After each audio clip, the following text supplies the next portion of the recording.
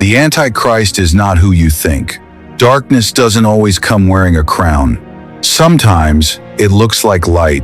A voice rises, not with violence, but with peace. A system forms, not through chaos, but through order. And a man appears, not as a monster, but as a savior. But what if everything you've been told about the Antichrist is only half the truth? Like this video, share it with someone who needs it, and subscribe to the Bible Project for more cinematic Bible stories. Because tonight, we are stepping into one of the most misunderstood mysteries in Scripture.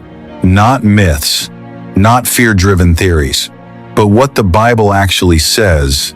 You will discover not just who the Antichrist is, but how he comes, how he deceives, and why millions won't even realize until it's too late. Before the man, there was a spirit. Before a face, there was a force.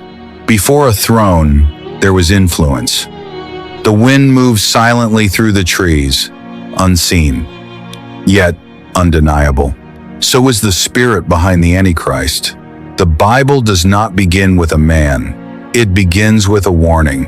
In 1 John, the night is quiet, oil lamps flicker, and a voice writes, "Even now are there many antichrists, not one, many, not coming, already here." This is where the mystery begins. The Antichrist is not first a person. It is a spirit, a system of thinking, a pattern of deception, a rebellion against truth, disguised as truth. It whispers, "You don't need God. You can define your own truth. You can become your own God." The same voice that echoed in Eden. The first shadow, Eden. The garden is alive. Light dances on leaves. Rivers flow with quiet peace. Man walks with God. Then, a voice. Soft, subtle, calculated. Did God really say? The first deception wasn't loud.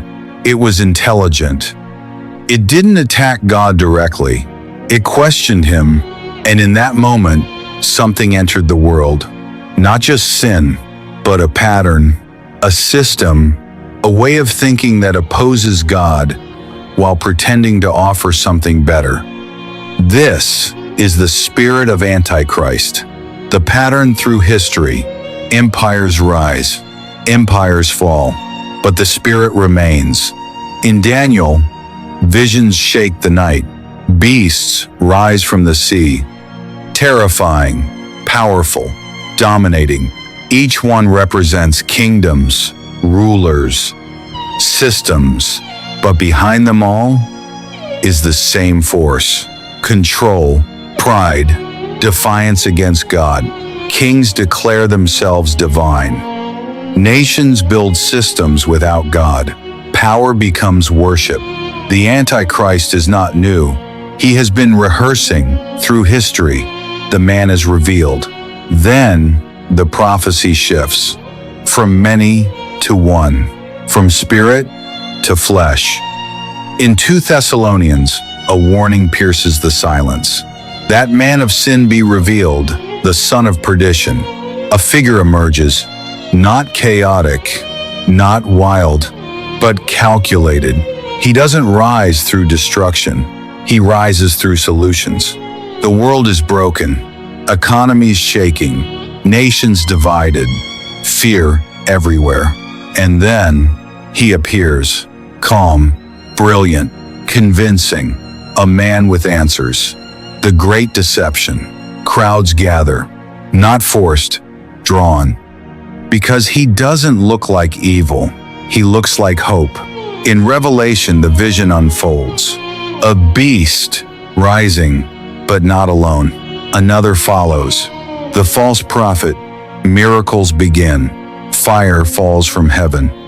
Signs, wonders, power, but not from God. The deception is complete.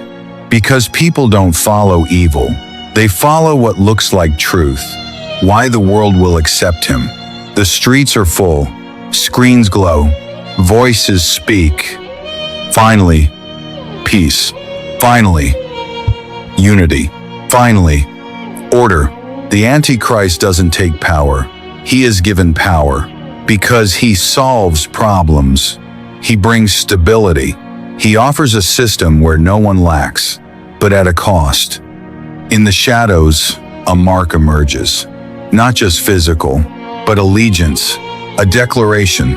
I trust this system more than God, and millions accept it, not because they are forced, but because they are convinced.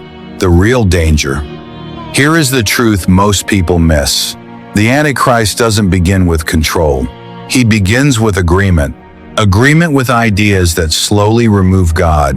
Agreement with systems that replace truth. Agreement with a world that looks right, but is fundamentally wrong. That is why Scripture warns, the deception will be so strong that if it were possible, even the elect would be deceived. A throne without God.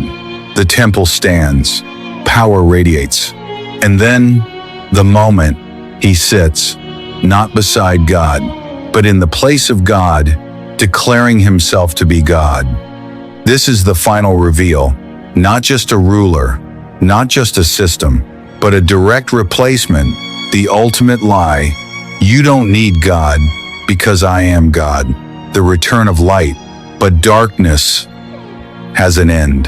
The sky shifts, not slowly, suddenly.